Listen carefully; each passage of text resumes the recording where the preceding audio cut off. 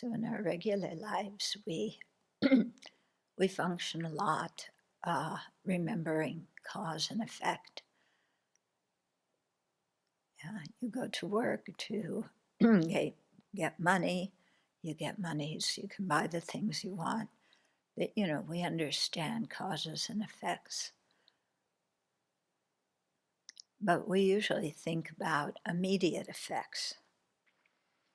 And when we are only thinking about immediate effects, we often get ourselves in trouble. For example, if we need or want something immediately, we just think of the result of getting it and how good we'll feel. And we don't think of the effects of, let's say, taking what hasn't been given freely to us. We don't think of the effects of that action on other people or on ourselves. We don't think of long-term effects. We only think of immediate effects, and especially those effects on us. So a key element, I think, in really grounding our Dharma practice is thinking more deeply about causes and effects, especially long-term effects, the effects of our actions on our future rebirth, even the effects of our actions now on things that will happen 20, 30, 40 years from now.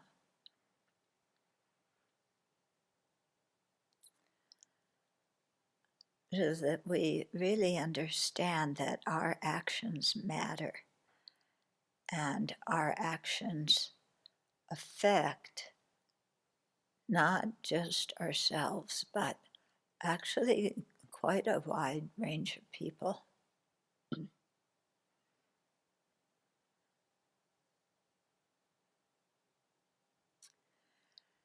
And with that understanding, then we can think more about our motivations. Are they virtuous or non-virtuous? If we do a certain action, how does it affect various people? If we do a certain action, how will it influence how we die, what we're reborn as? So to really have a much broader, wider understanding of cause and effect.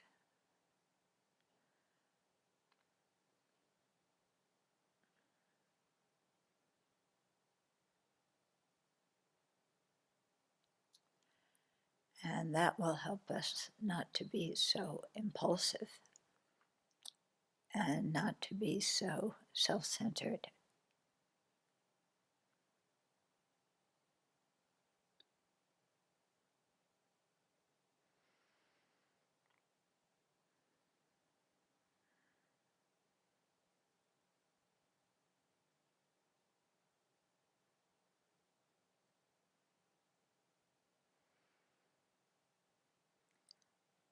So contemplate for a minute the effects of generating bodhicitta, even our very contrived kind of bodhicitta that we may generate just for a few minutes before teaching. But consider the long-term effects of that on ourselves and others.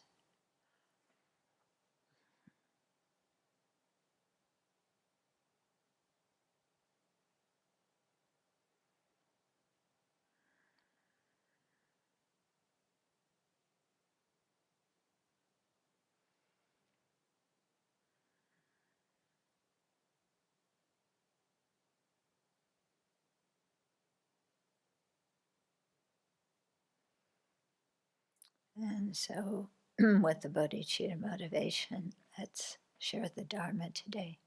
So when we start to think of cause and effect like that, it can really slow us down and make us think more about our actions.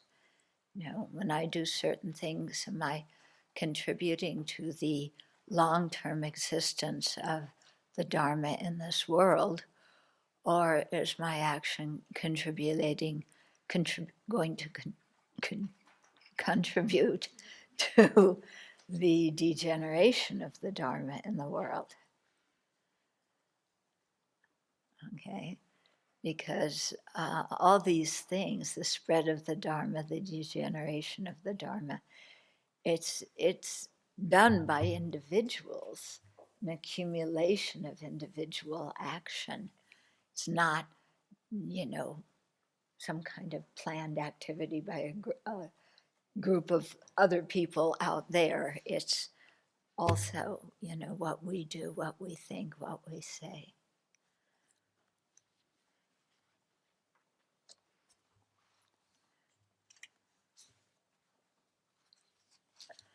So regarding that, in today's world, at least in the West,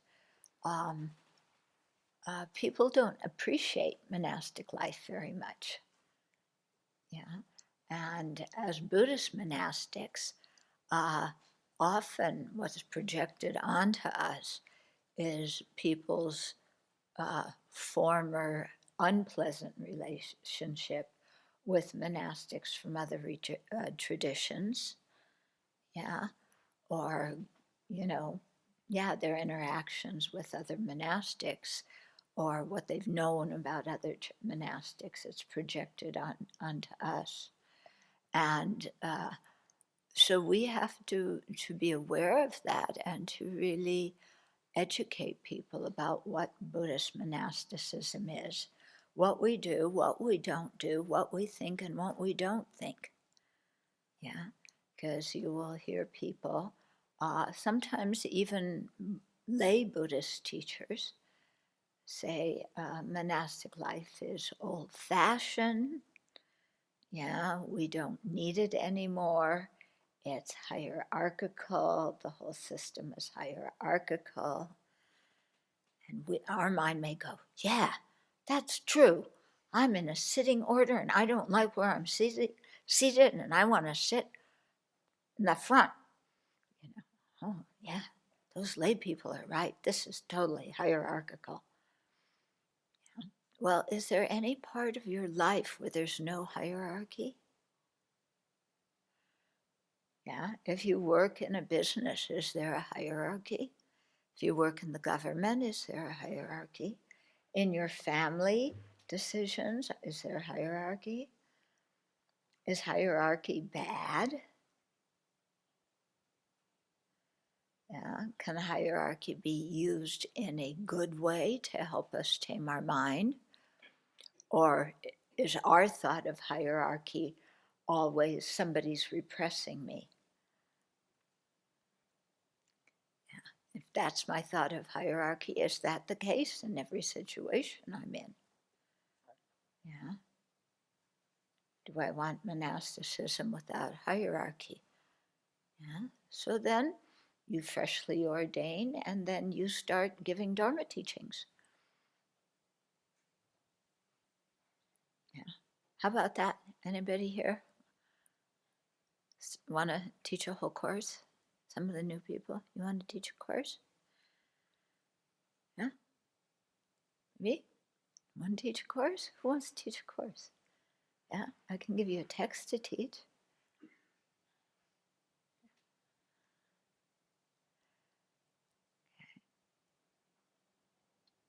And then people will say, well, it's all patriarchal. Yes, it is. Yeah. So, are there cultural reasons for that? Or is it just, men suppressing women? Or is, what about that? If men sit in front of women, does that mean they're better?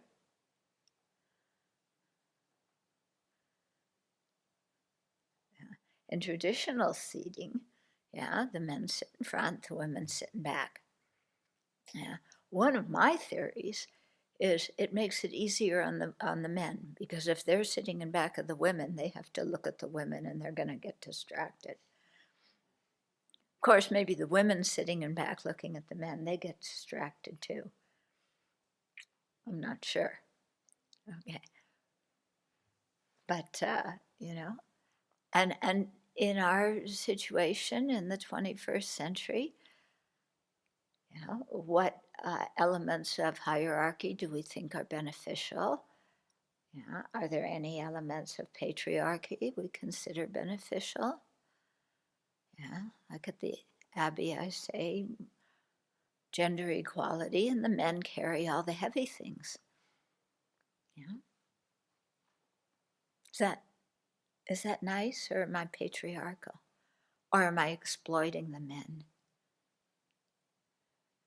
I'm suppressing them, making them carry burdens while we sit there on the balcony and watch them.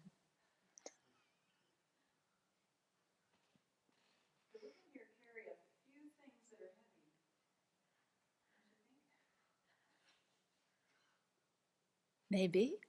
I don't know. What do you think? I saw people with big bundles of weeds this morning. They must have weighed 3 pounds.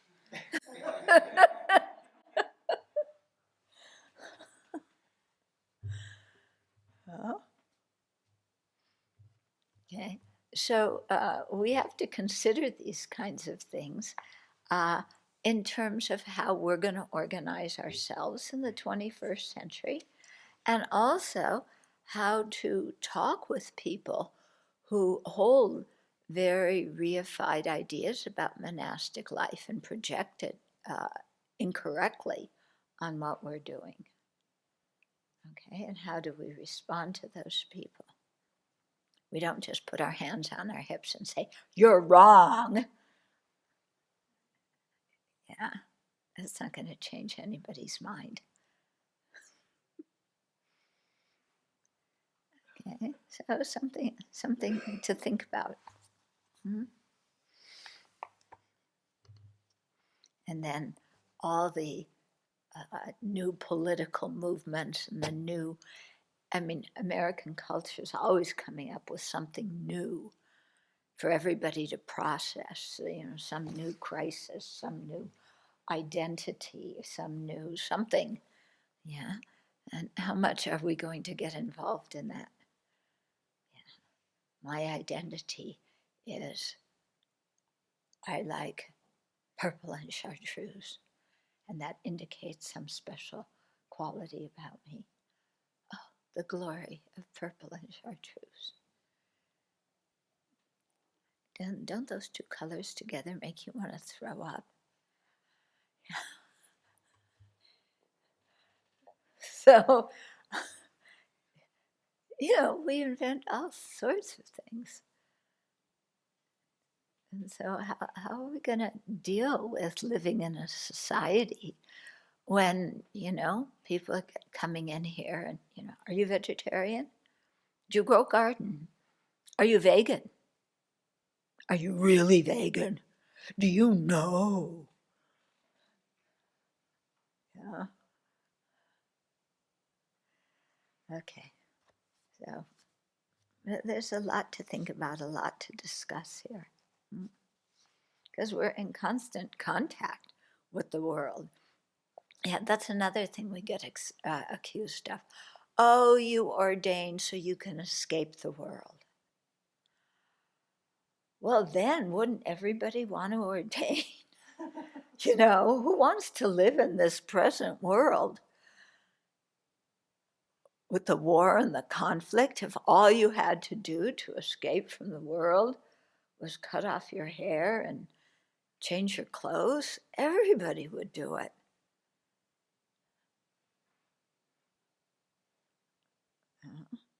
What do they mean when they say escape from the world?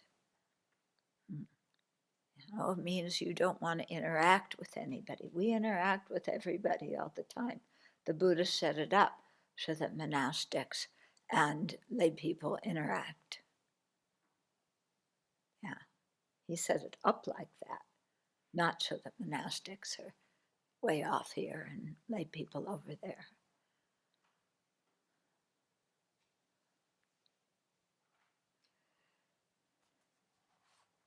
Yeah. And then they say, oh, you're escaping because you're suppressing your sexuality.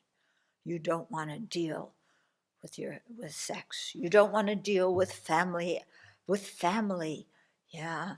You don't want to have children. You're denying nature and what your body is telling you to be and to do. Yeah. And if the whole world were celibate, where we would discontinue as a species. Yeah, that's really a great threat, isn't it? That the whole world's going to be celibate. When is that going to happen, do you think?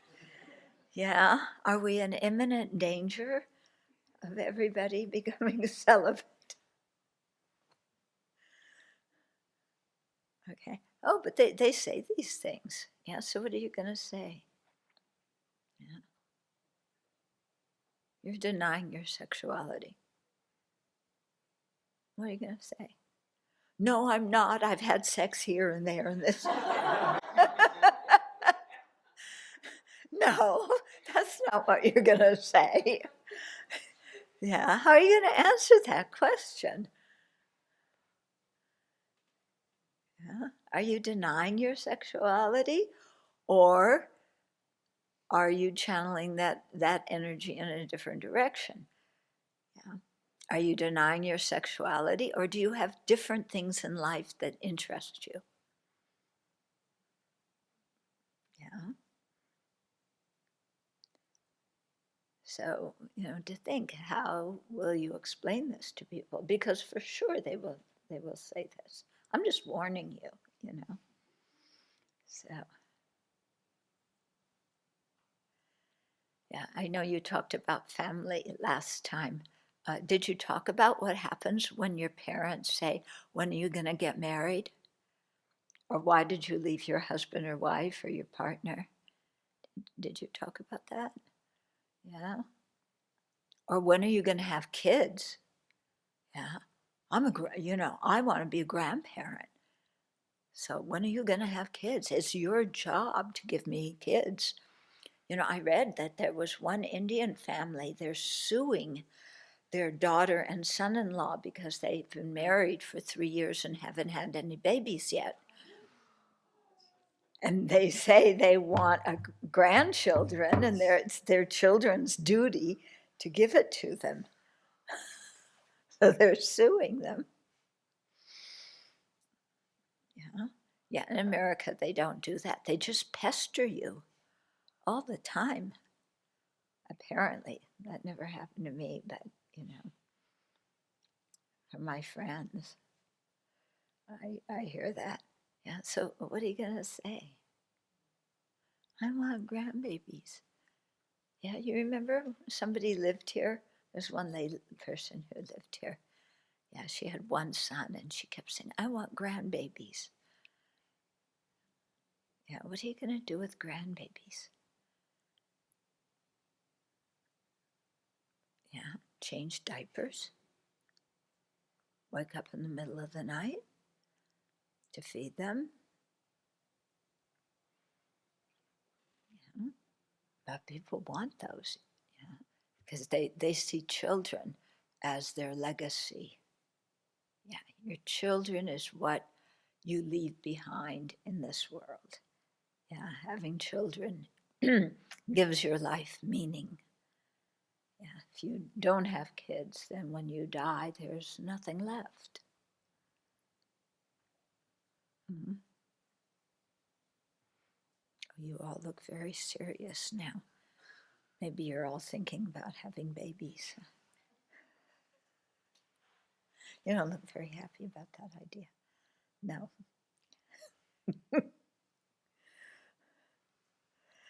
Okay. So let's go back to our text. But think about these things. Yeah.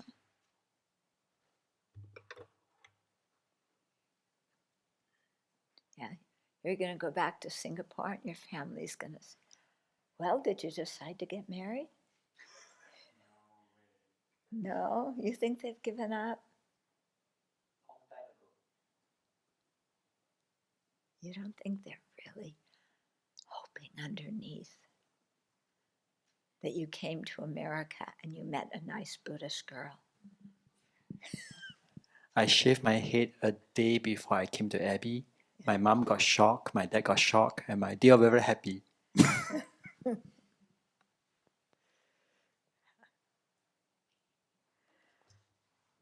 Okay. When I ordained, my parents thought, oh, it's just a phase. Yeah, it's just a phase. She'll, come out of it in a few months, a year. Yeah, get back with her husband, have children, be normal.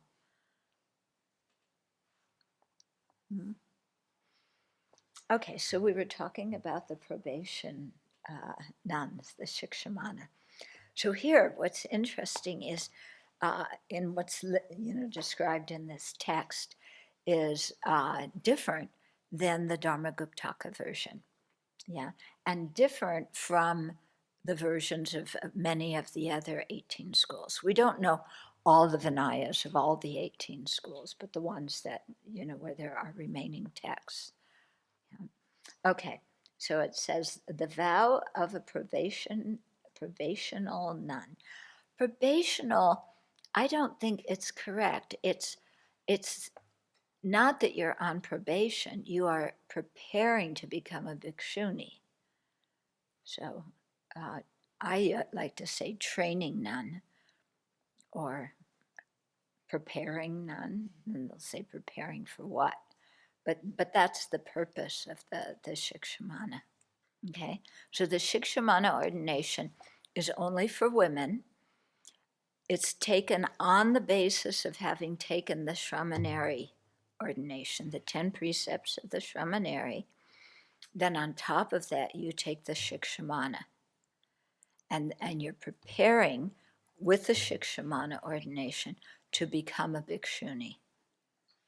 How long does the shikshamana? It's 2 years. The Shramanera, how much does it last? That is, some people, where they don't have the bhikshuni ordination, that lineage, it's your whole life. Yeah, yeah. So, because not all Vinaya lineages that are extant today have the lineage to give the full ordination for women. Okay. So, for example, all the Tibetan nuns are Shramaneris, and that's it. They don't go and take higher, either Shikshamana or Bhikshuni. Okay, that's the Mula Sravastivada tradition. That's the Vinaya lineage that went to Tibet. The Dharmaguptaka lineage is the one that is prominent in East Asia, in Korea, China, Taiwan, Vietnam. Yeah. And in that lineage, the Dharmaguptaka, they have bhikshunis. So they're able to give the bhikshuni ordination to other women. But for example, here at the Abbey, you gave like Venerable Monsel, she's Anagarika. a Sharamanera. No, Venerable Munsel. Monsel. Yeah. Munlam. She started out as an Anagarika. Then, when we scheduled her ordination, on the same day, she took Shramaneri and Shikshamana. Okay, that's how you do it. That's how we do it, so that the 2-year training to become bhikshunis can start right away. Okay. Okay? Yeah. If we don't think that people are ready to take the Shikshamana, then we usually have them wait on the Shramaneri too. But it is possible to give the Shramaneri and then wait months or years and then give the Shikshamana later. Okay. For the men, there's no Shikshamana training. Yeah. And if they want, they can take full ordination in the same day, according to Vinaya. Personally speaking, I don't think that's a good idea. And so here at the Abbey, the men also, they get the Shramanera ordination, and then they wait 2 years before taking the bhikshu, just as the women take Shramaneri and Shikshamana and wait 2 years before becoming a bhikshuni. But the men are not Shikshamanas. No, No, just Sharmaneras. yeah. And so an agarika is considered a lay person? Yeah. And can an agarika take vows of Sharmanera without ordaining? No, No. no. If you take Shramanera, yeah, then you are an ordained person. Okay.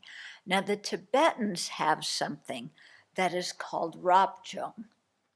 Okay, that we will get to. It comes in here. Okay, the Tibetan have something called Rapjung, and I've heard different versions of it. The prominent version is you take the 5 precepts with celibacy, and then you take 3 trainings with it to wear monastic robes, to give up the signs, that is the signs of lay people, that is the clothes and the hair, ornaments and so forth of lay people, and to follow your preceptor. Yeah. So the Tibetans will give the Rapjung. That's what they usually give to, because they have little children coming into the monastery, the little monks. So the little monks usually take Rapjung. They get the 5 precepts and those 3, I don't know what they call them, 3 trainings or whatever. Okay. And then later on they take the Shramanera. Okay. So different traditions have different ways of doing things. Also, some traditions will give temporary ordination, other ones won't. Yeah. Actually, according to the Vinaya, when you take monastic ordination, you take it for life. Yeah. If something happens later on and you no longer want to be ordained, you can return it. But at the time of the ordination ceremony, you have to have the intention to take it for life. Okay. However, in some countries, yeah, the culture makes it so that they, like in Thailand, most of the young men take even the bhikshu ordination sometimes for the 3 months of the Varsa in the summer, because it's said in Thai culture that if you ordain, it's very good for 7 generations of your family. So parents want their sons to ordain. Say it's good for the family. Usually in the Chinese tradition, they don't, although I heard in Singapore that they did recently. But that was the first time I heard of it happening in the Chinese tradition. In the Tibetan tradition, they don't give the temporary. The idea with the Thais is they give it, and I don't know what they tell them, because they don't have the intention to keep it their whole life. Because some of them marry, and then afterwards they become bhikshus, and then they keep the temporary ordination for 3 months, then they return their vows and they go back to their families. Okay, so some cultures, they, did their monastic traditions. I mean, every place you go, there's the Vinaya, and then there's the way it's lived, and it's going to differ country to country, culture to culture. Okay. I didn't quite get last time. What about not handling money?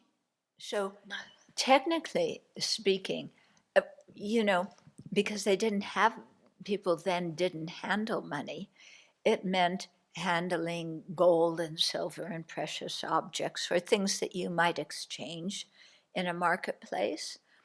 Yeah. The question now becomes, what really is money in modern culture? Yeah. If you move your money from a checking account to a to a savings account, is that handling money? If you make an online donation, is that handling money? What about using a credit card? What about using, a prepaid card? Are those handling money?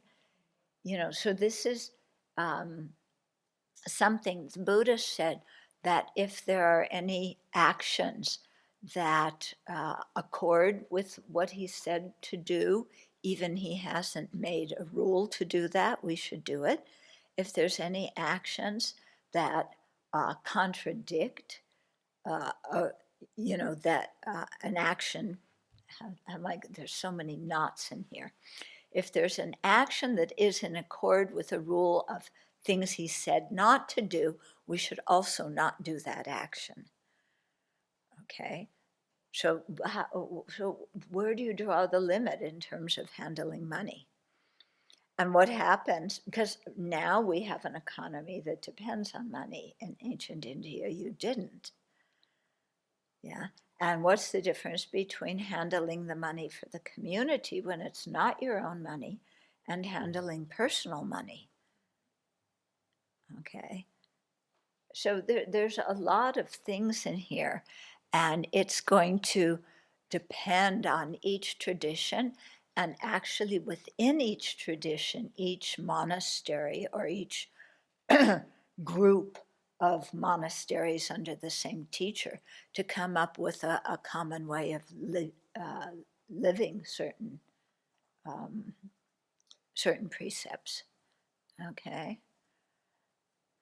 So here we kind of say, well, it's all of those things, what that I listed as handling money, but at the Abbey, our special thing where we don't handle money is buying things for our own personal use that are things that are not necessary. If you have to buy your own shoes, your underwear, or something like that, that's okay to spend the money on.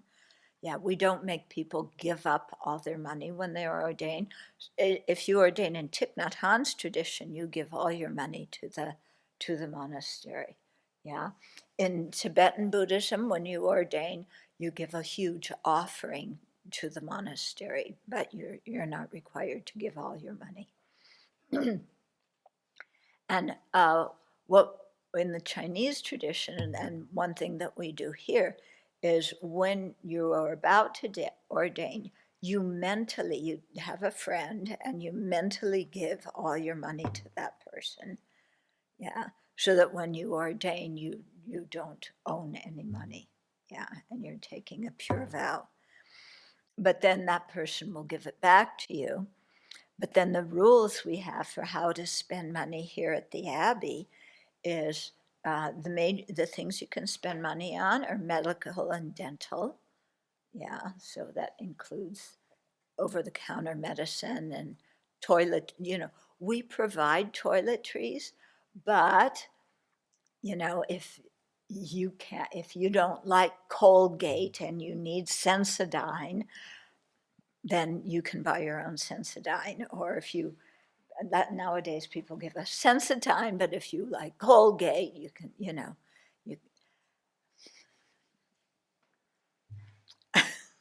there's some things that people are very stubborn about, and so we try and make it easy. Yeah, it's like, if you can't use your preferred toothpaste, the world's going to collapse.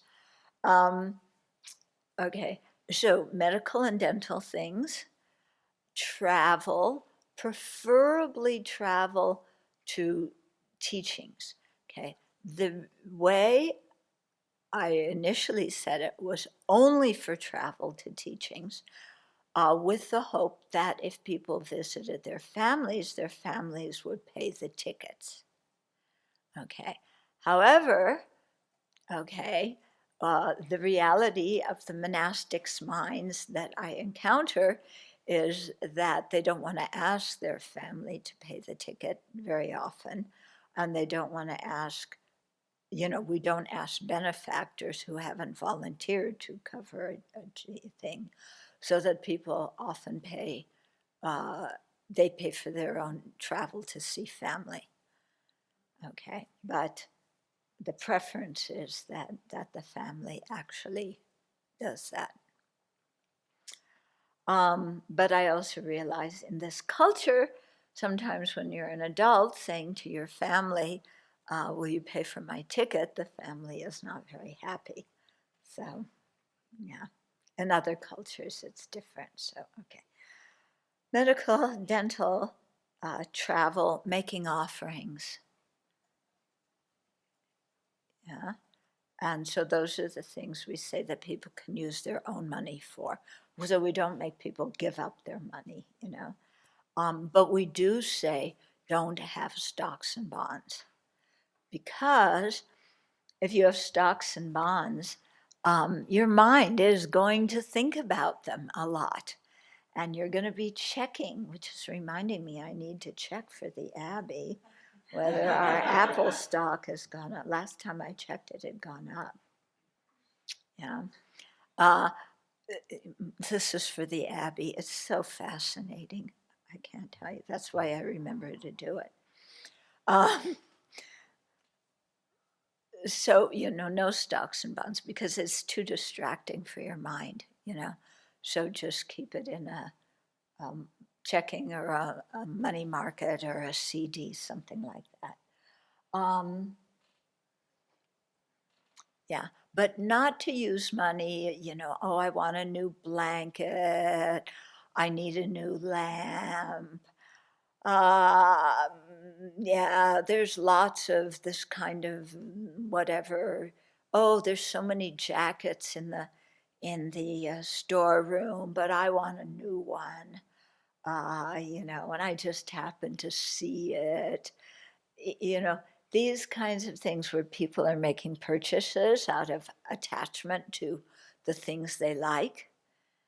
Yeah, then we say, no, you don't use your own money for that.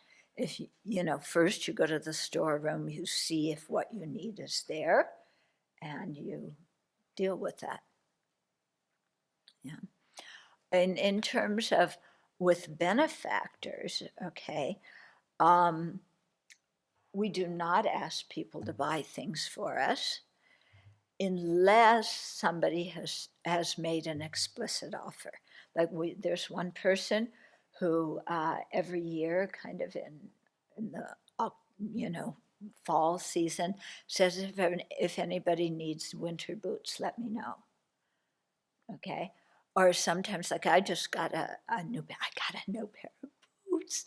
You know what my old holy ones look like. Yeah, so yeah, so somebody had offered and said, I want to buy you some boots. So I said, okay. Yeah, so if somebody is offered to buy something, then we can accept. Or if they say, tell me when you need X, Y, Z. Okay, but if they say, tell me when you need a coat, you don't go and say, I now need snowshoes, or I now need a ticket to go to Vegas, or whatever it is, okay? Yeah. So you're sensitive to what people offer. And also, sometimes people just make a general thing, tell me when you need something. So you have to be very careful, because when they say, tell me when you need something, they may refer to something like toiletries, things that cost at the most $20. Yeah. So if you go to them, and you want, they say, tell me when you need something, and you need, something that's quite expensive, I wouldn't go to them if they didn't kind of specify some kind of range. Yeah. Or I'd say, when you said to me, if I don't understand what they mean, when you said to me, tell me when you need something, can you give me an idea of what kinds of things or what kind of price range? Yeah, because we had a situation once where somebody said that, and then the person said, "Oh, well, anything." Do you remember what she asked for? Yeah, something like that. Yeah, and there was a reaction from the donor, so we don't want donors to be inconvenienced. Yeah, and also you'll see if somebody makes an offering to the community, you don't take it for yourself. It goes to the community, and then,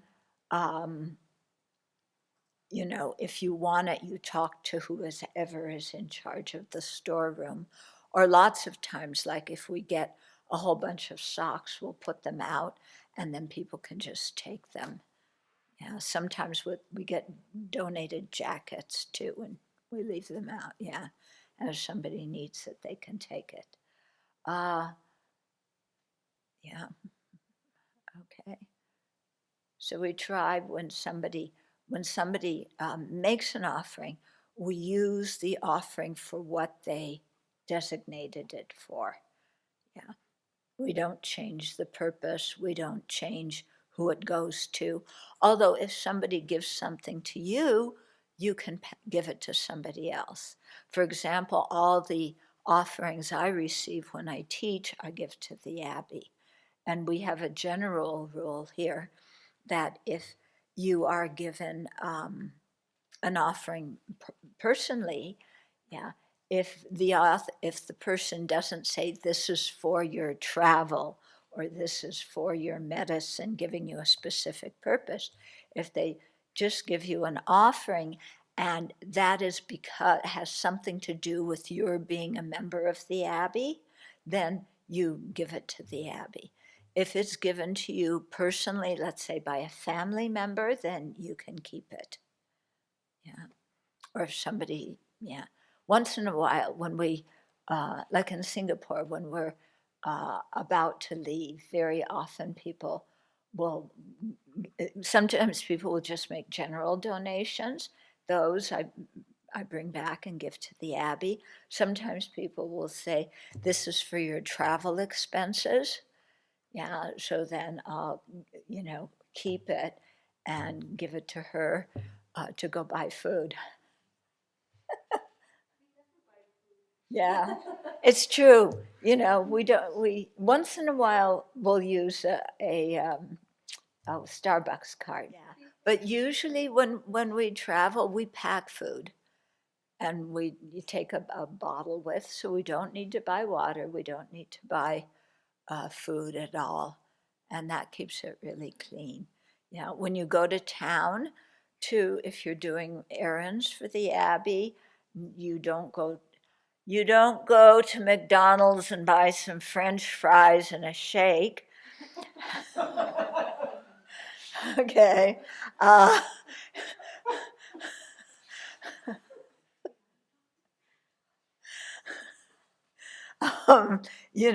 You take food with you. When we go to Dr. Ben's, we usually, if you're there over lunch, you pack something and you eat it. Okay, that's how we usually do it. Yeah. And when I'm traveling, if I'm going from one place to another, neither of which are the Abbey, then often, people will say, "Oh, do you want something for the plane?" And I'll say, "Yes, that's very helpful," because then I don't buy food in the airports. I just sit and look at it. Huh. Plastic pizza. Yeah. Looks like good pizza, but it kind of tastes like cardboard. Okay, yeah. Oh, yes. Inheritance. Okay. If your family leaves you money, you can keep it. Okay.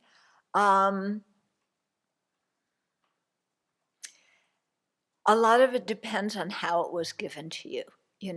If you inherit land if you inherit any money-making thing, like they give you stocks or bonds or a business or something like that, that you sell and you get out of. Yeah, you don't want to be running a business or doing stocks and bond sales as an ordained person. If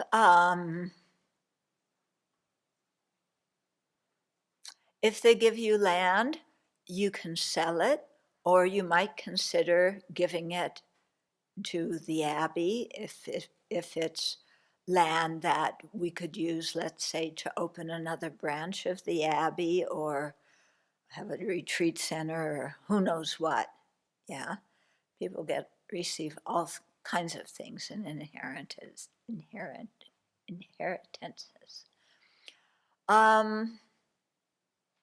When my parents died, they had a trust, and they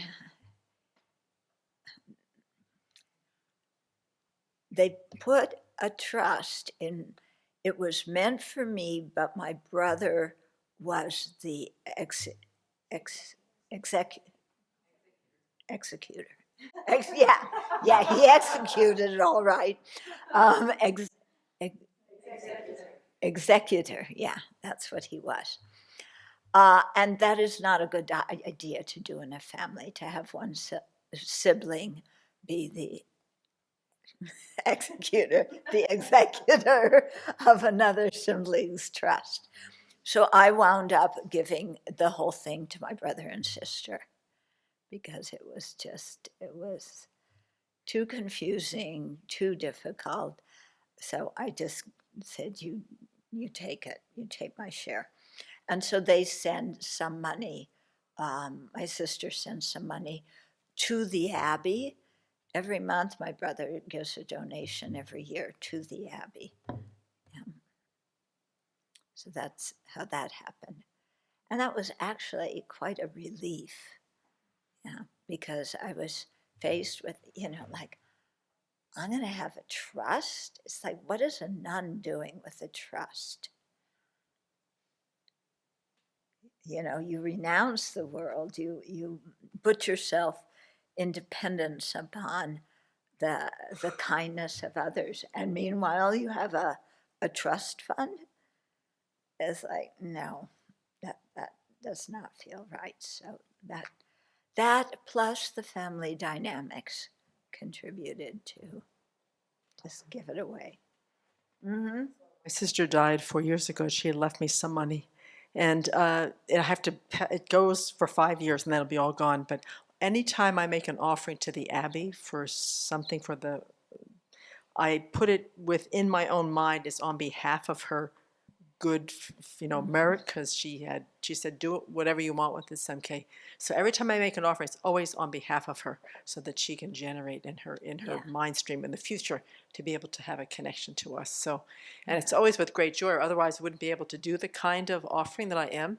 And it's just so much joy knowing that I have her in mind when I'm making it. Mm-hmm. And that also keeps me a lot less attached to it being mine. It really is hers, and I'm using it for specific purposes. Anybody else? Yeah. So with the precepts like killing, stealing, celibacy, lying, and intoxicants, there was a way to break them from the root. With these other ones, is there that same idea with music and money? When you say break it from the root? No, because there's a difference between naturally negative actions and breaking a precept. Okay, so the four roots, basically whoever does them, unless maybe you're an Arya Bodhisattva, commits negative karma. Okay, so those actions are negative by nature. Then some of those actions, also are prohibited by the Buddha. Okay, so the Buddha prohibited naturally negative actions, but he also prohibited some actions that are not naturally negative. Okay, like wearing perfume, ornaments, and jewelry is not naturally negative. You can wear it with a whole variety of motivations and so on.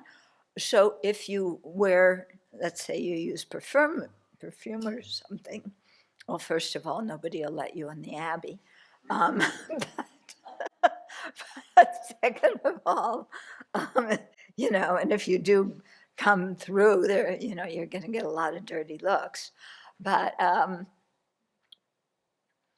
yeah, so there, if you wear perfume, you're breaking a precept, but it's not certain that you're creating a naturally negative action. That depends on your motivation. If you're using it out of attachment, then you are.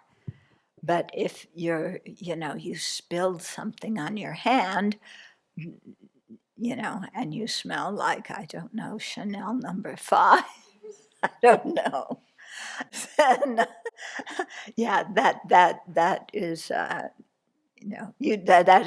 actually it was an accident. So, but let's say you put some deliberately, that would be a transgression of the precept, but not a naturally negative action. Okay, so we purify these differently. So actions that are naturally negative, we purify with the 4 opponent powers. Yeah, when we break a precept, then we purify that by doing the posada ceremony. Okay, so some precepts, like if you kill an animal deliberately, it's naturally negative and a transgression of a precept that the Buddha made. If you eat after lunch, then depending on your motivation, it may also be naturally negative, or it may not be naturally negative. It may just be a transgression. Venerable, the cutoff age for Abbey, right, is referring to novice ordination or full ordination? Or novice. Novice. Okay. Yeah. But that doesn't mean you can wait until the day before your birthday. Okay. I had one friend, she was going to ordain in a different Buddhist tradition, and she was always saying, I'm going to come on this date and ordain, and then, that day came, oh, I'm busy doing something else, I'll come on this day. And then that one, oh, I have to do something else, or make more money, or do something else. And so she did this a few times. And then the people, at that monastery said, we're not going to ordain you. Because you keep, your mind is not stable. Yes, no, yes, later, mañana en la mañana, I have to make more money, my parents need me. Anything else? Oh, also another thing about money. What about when you die? Yeah. Okay, according to Vinaya, when you die, and this is assuming that you are a renunciant, But if you have any large objects or valuable objects, then those, I don't know that they had wills at the time of the Buddha, so people may just have died and then the monastery had to deal with the situation. But if somebody had large objects or expensive objects, that goes to the monastery itself. Small objects can go to individuals. Yeah. The way we do it here, because people can be a little bit sensitive about money and possessions, especially renunciants. Yeah.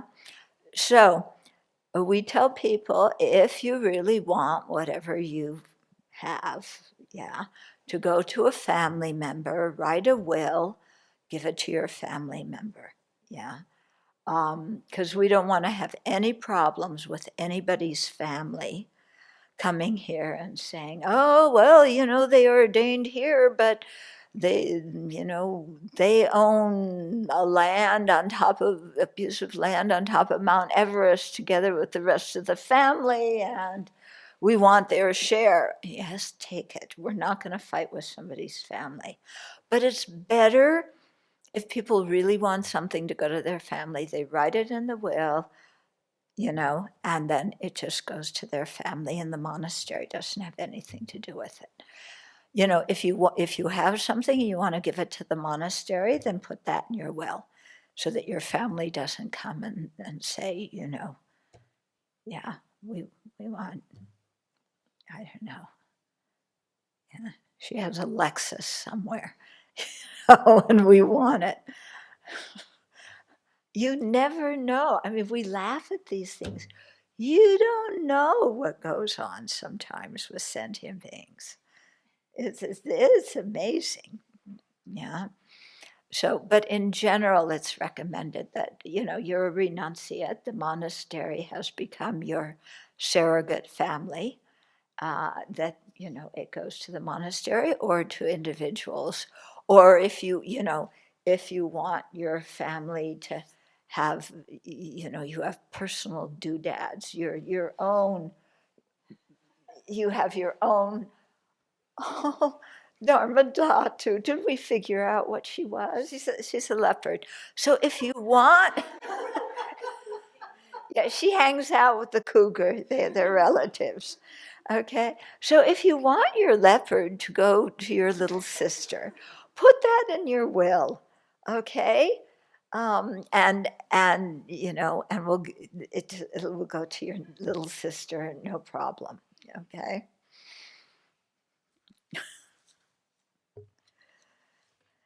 Yeah, so it is good. We ask people to write wills. We want people to write medical directives. Okay, also power of attorneys for your money and things like that in case you're incapacitated. So it's always good to say in advance what you want, and then we carry it out so that we're not in the position of deciding those kinds of things. And also so that there's no conflict with the family. The family coming in and saying, oh, I want my daughter's bones. I want my son's bones. Give, or they want your body. Okay, you want their dead body. Take it, it's okay, with us. But if you don't want your body to, be shipped back to your parents with a ribbon on top, please,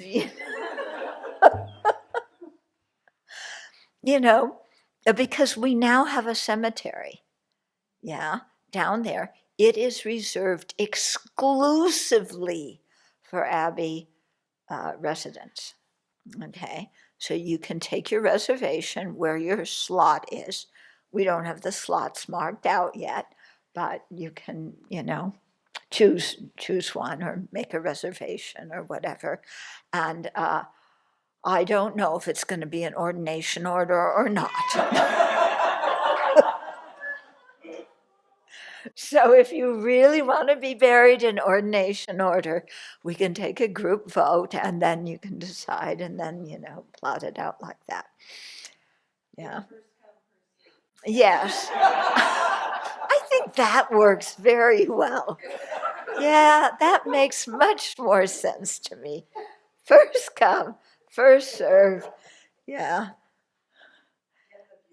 Yeah. Yeah. And I don't know, did we decide to mark the graves of who's in there? We were just going to put rocks on top, a few rocks. Yeah. Did we decide, Venerable Jigme? Not something big with the Dharma wheel on top.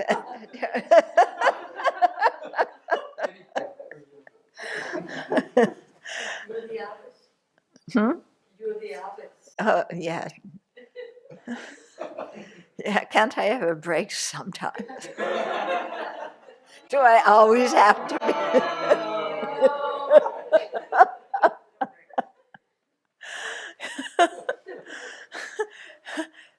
They say rest in peace. No, we won't let you.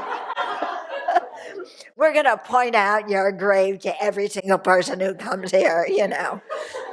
So be sure and smile at them. Yeah, our current plan, and if you want it any different, you have to specify.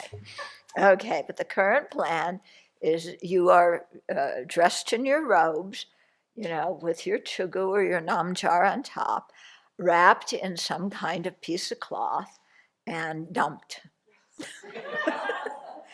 Yeah, it's just a hole and you are put in there and that's it. And then we cover it up. And if it's winter time, we dig the grave beforehand, you know, put you. And when you die, you can't specify, I'm going to die at Tara's, I'm going to die in Montana, you know, okay, just make it easy on us, okay? Yeah, let us know beforehand, schedule it. Yeah, you have to pass it with the schedules, Venerable Tarpa and me, you know? Yeah, so if you want any special thing, if you want to be buried with your leopard, you know, we can arrange that. Okay. Yes, you look alarmed.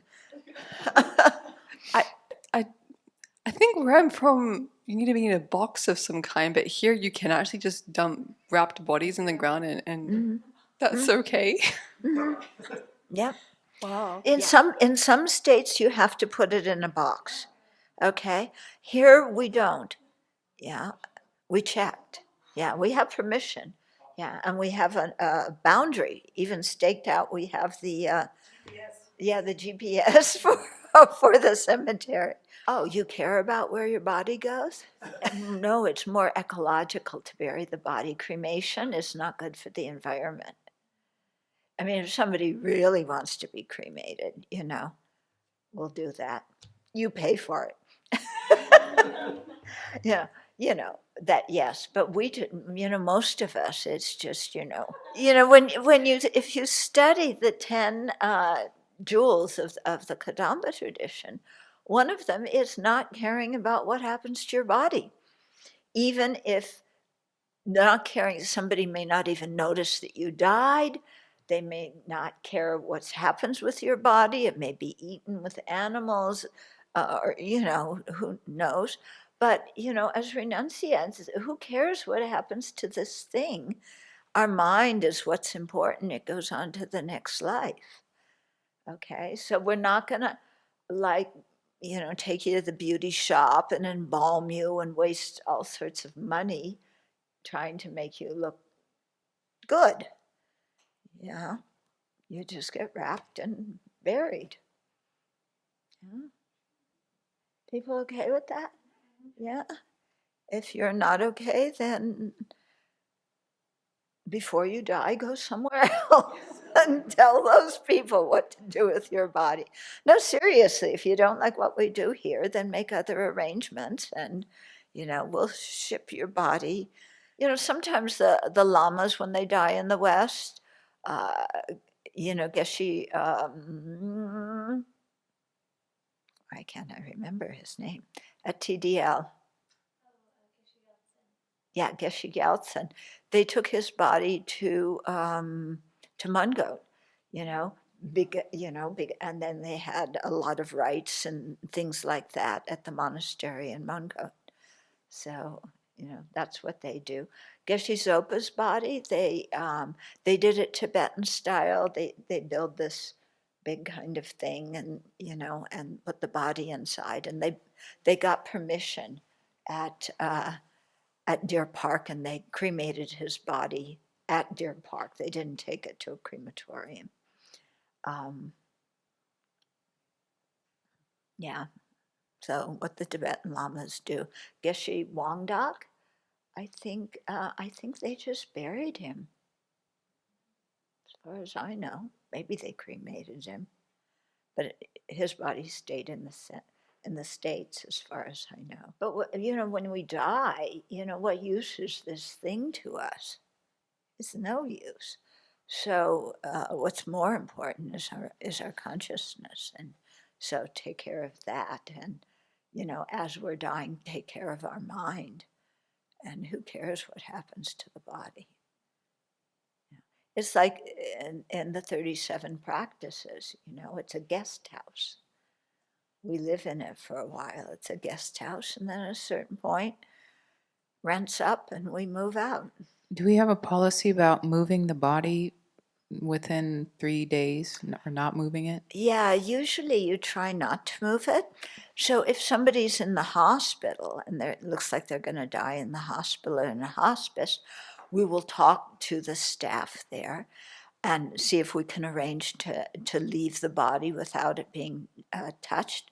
Some hospitals are, will do that. Other ones don't. Yeah. The thing is, if the body starts to decay, that indicates that the consciousness is left. So we won't make the hospital keep the body if it's starting to decay. Yeah. But we try and do that. Yeah, in Singapore, they usually bring the body home, yeah, and lay it out outdoors, yeah, with dried ice, right? Of some hospital, you can make special requests not to touch them for like certain hours. Yeah, upon family request, and then after that they will bring back and then do embalming, and then with a dry ice. So so when they're at the flats, they're already embalmed. embalm. Okay, yeah.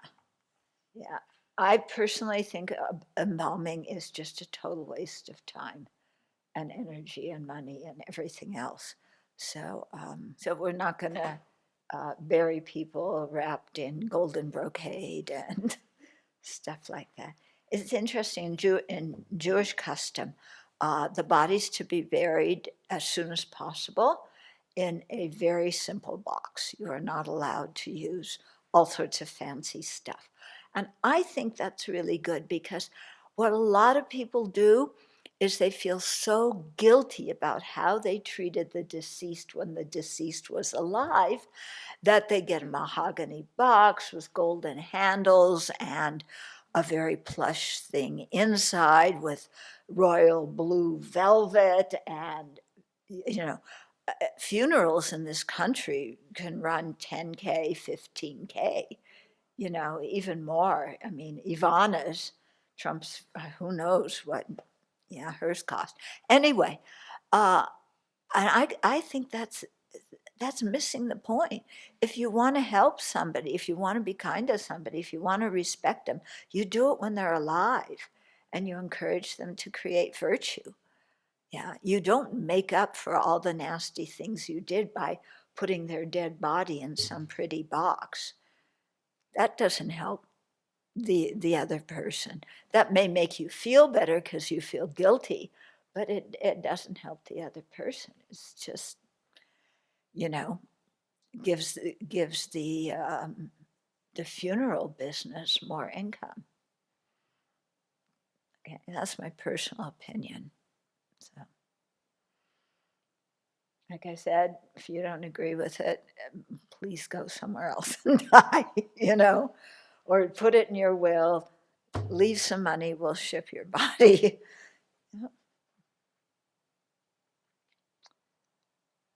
Okay, we have 5 minutes left, and yeah, we got a long way in the text. Any other questions? On the same topic, so is there any like practices that will be done that are thought through? Oh, Is it yeah. already prepared? Yeah. If an Abbey member dies, of course, we'll do a lot of practices for them, and we'll take them off the road very, very grudgingly. Yeah. And also, when people get old, we will do our best to take care of them. This is people who have ordained before the age of 50. It's not only you. There's a. Okay. Then we will. What was I talking about? I was laughing too much. Yes, caring for elders. So we will do our best, and we try and make sure that everybody has health insurance. If you're fully ordained, that's when you have health insurance. We make sure you're on Medicare and are paying, so it's good if you are paying into Medicare now. We have a system where we're doing that for people. And, to make sure that you have enough what you need. Yeah. And then, you stay here as long as we can handle it. But if you need care that it's impossible for us to give, then, then we send you off somewhere.